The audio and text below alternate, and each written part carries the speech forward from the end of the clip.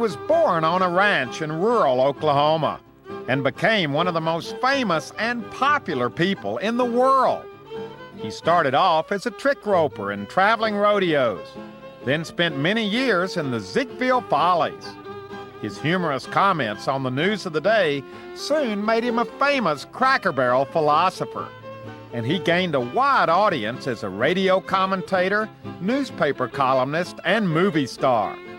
Will Rogers was truly an American original, and a big chapter in his life was spent right here in California. Will made his home in Beverly Hills during the early 20s, but in 1922 bought property above Sunset Boulevard, a weekend cottage out in the country in present-day Pacific Palisades. By 1928, Will, his wife Betty, and their 3 children moved to the ranch full-time. And it was here they lived until his untimely death in a plane crash in 1935. Today, the ranch is still here, almost exactly as it was when the Rogers family lived there. And a visit to Will Rogers State Park takes us back in time and allows us to glimpse at the simple life Will and his family loved so much. Well, here we are. It's an absolutely beautiful morning here in Southern California, and we're standing at what has to be one of the most historic and wonderful places in our entire state. Michael Allen, you're with the California State Park System. This is a real gem, isn't it? This is Will Rogers State Historic Park, where Will Rogers and his family lived from 1928 until 1935. And we're standing here with a member of the Rogers family, Jim Rogers. Jim, your dad and your mom and your brothers and your sisters all call this place home. What's it like for you when you come back? Well, it brings back a lot of memories, a lot of things.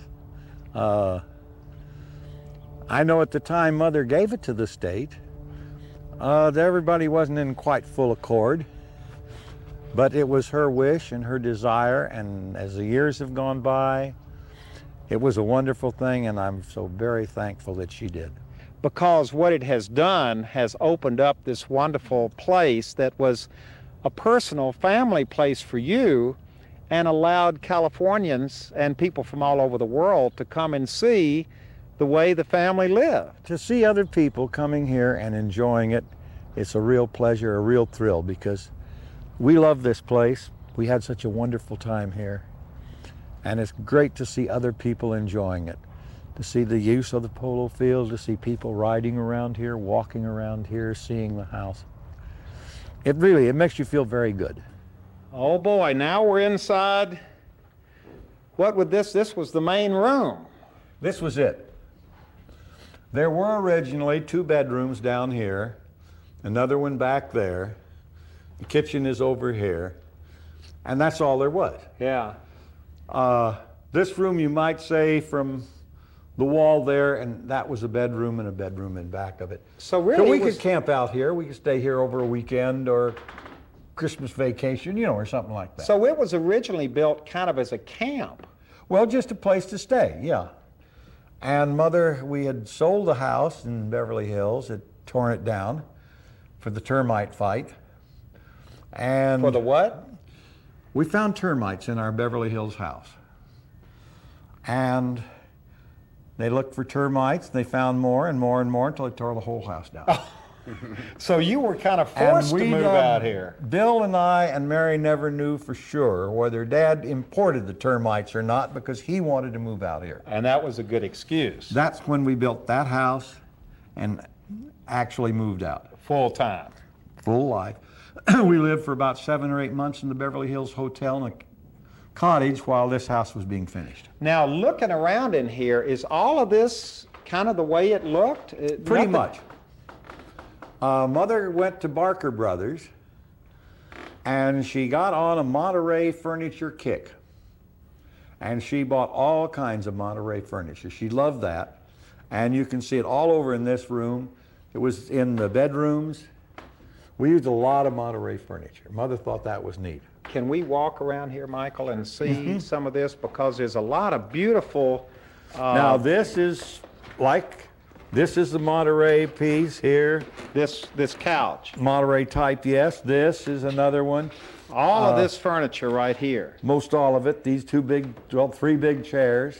And I've already been instructed by Michael that we can't walk on these rugs because, Michael, these are original Navajo rugs. That's right. Will Rogers was a quarter Cherokee, so a lot of the objects in the house are representative of various Native American tribes. The rugs are Navajo. The grain basket over here is Apache. Let's go over and look at this. This is absolutely beautiful. He would bring these things back with him from journeys that he would take. This here is a museum quality basket. There are very few baskets of this size, and this one happens to be Apache. Now, this is very authentic. This is authentic as well. What the heck was this? That was a calf, and Dad wanted a calf to rope at, so Ed Boreen had that done for him. And he sat in the room, and Dad had a saddle on a stand like that. And he would sit here and practice roping. He would, in other words, this actually sat in your living room? Oh, yes. And you can see the ears are gone. They got roped off. Do you get a lot of comments from visitors about this? We do. A lot of people want to know about the stuffed calf. So the story is that Will liked to play tricks on his friends by roping them when they came over to visit him. And Ed Boreen gave this to him as a joke so that Will could say, now you have something to rope beside your friends when they come to see you. I gotcha. And I've seen a picture of you seated right in front of that fireplace. I think your mom and dad were over in here, but you were seated with a calf, Right. a live calf, in the living room. Very much alive. Now, what's that story? Dad had gone to the King Ranch in Texas. And when he came home, they shipped him a little Bramer calf, a heifer calf. She came out in a crate in the railroad. And Dad named her Sarah for Sarah Clayburgh, one of the King family. And we raised her here until she became a pretty good sized calf. But there was never any question in your family that it was okay to bring a calf into the living room? Well, let's say that was not a daily occurrence. And because you found some pictures of it, I think it's obvious that somewhere down the line we had somebody here taking pictures. Like many of the pictures you see, they were kind of staged. I gotcha. This was all kind of part of the Will Rogers mystique. That's right. But she lived right here around the house.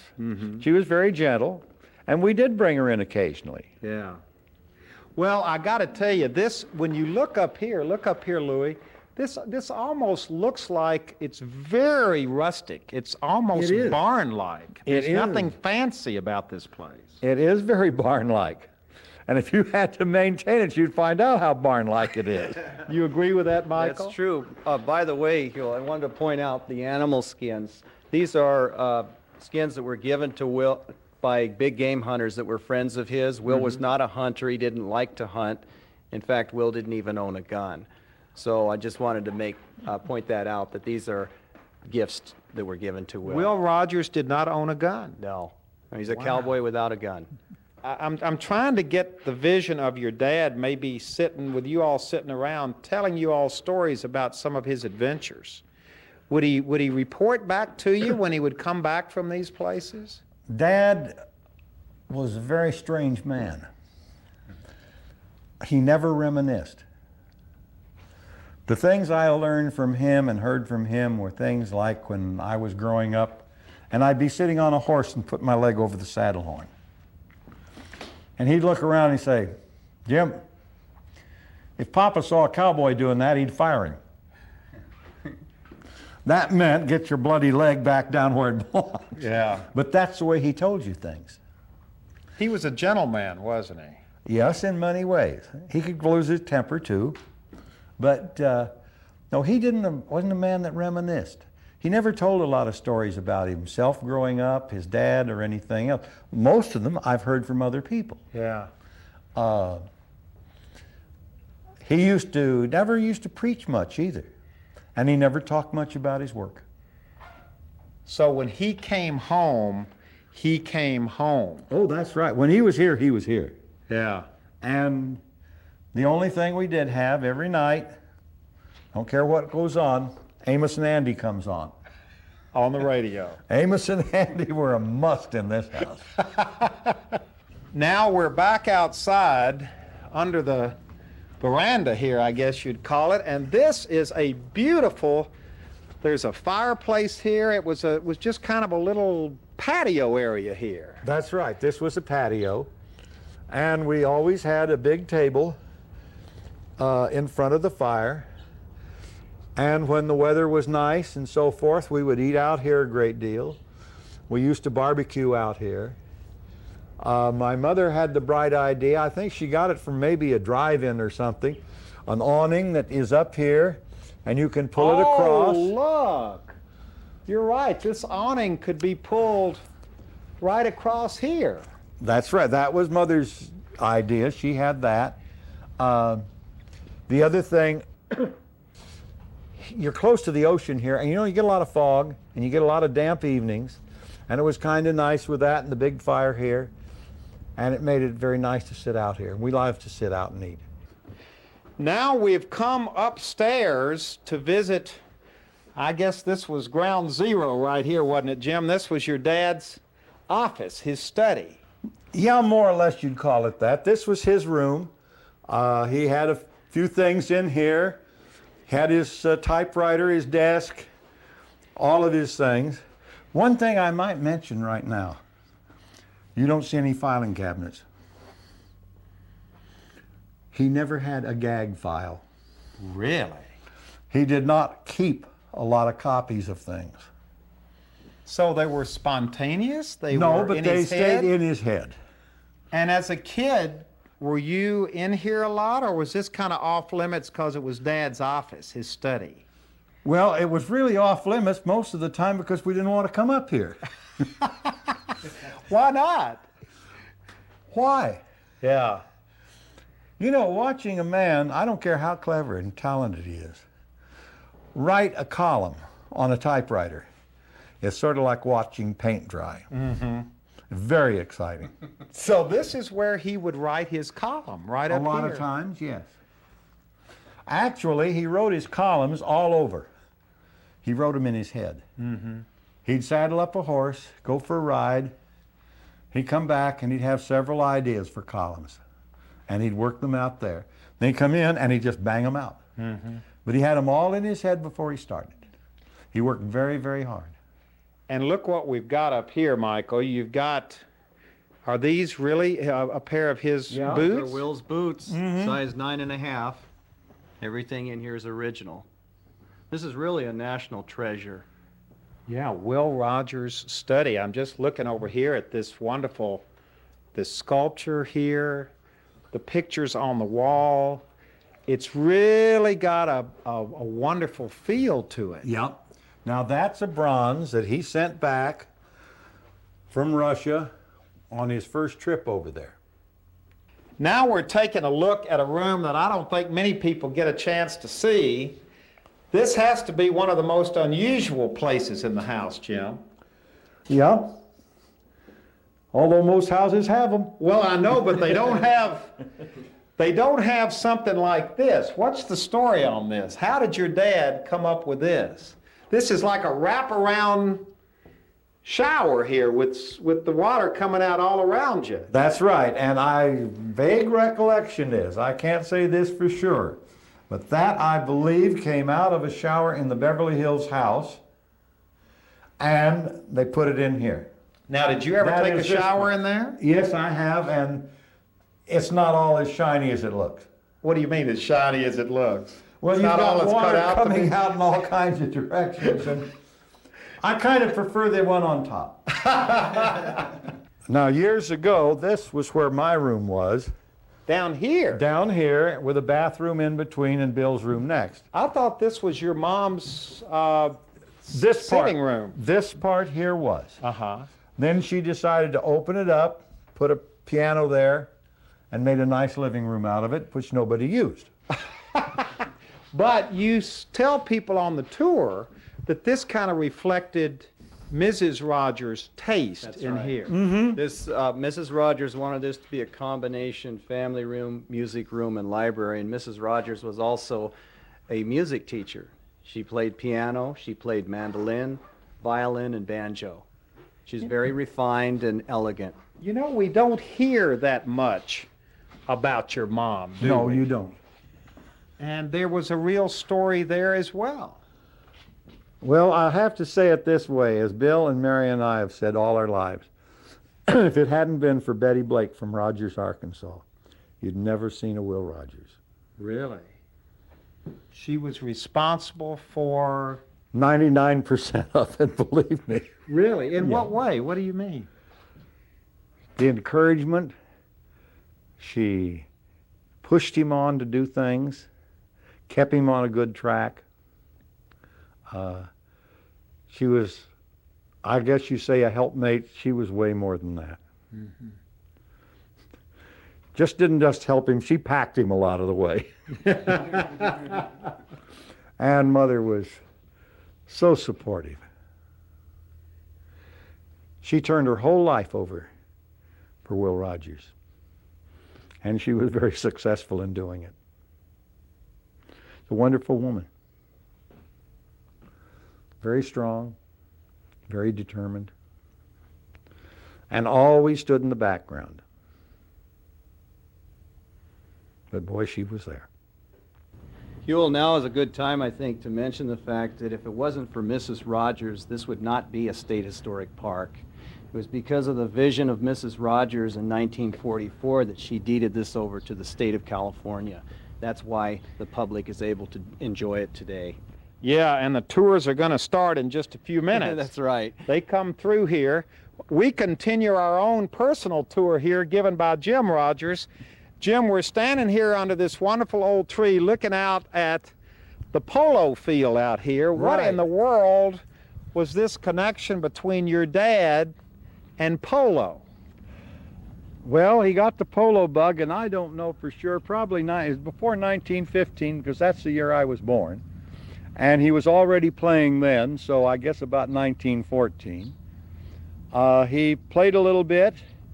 Then the World War I came along. After that, he moved out here. He started playing again, playing at Middick with Hal Roach and a number of other people, and decided he's going to build a polo field here when he bought this place. So he really was interested in getting this whole polo thing going. He was a great enthusiast of it.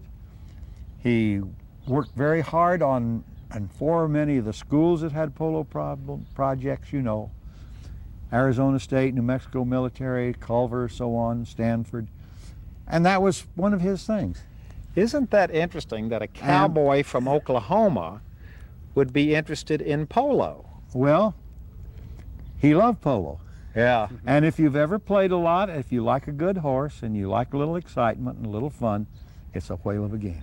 Now, we are walking into what used to be the golf course. Today it's just, I guess, used as a big, green, wonderful area where people just kind of hang out. It is. It's a very wonderful golf course. We now use it for it's the historic area.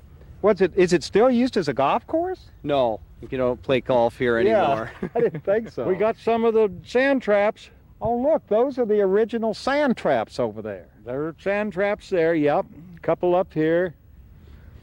There was another green way down yonder across the polo field, and one over the hill there in that canyon. So you had quite a selection of how you could play. Yeah. Boy, this has a wonderful look to it right here, too. Just looking at the house, the way it's set here on the side of the hill, it really has a nice It look. just fits in, doesn't it? Yeah. It just fits in. Now we've come to a very interesting part of this ranch.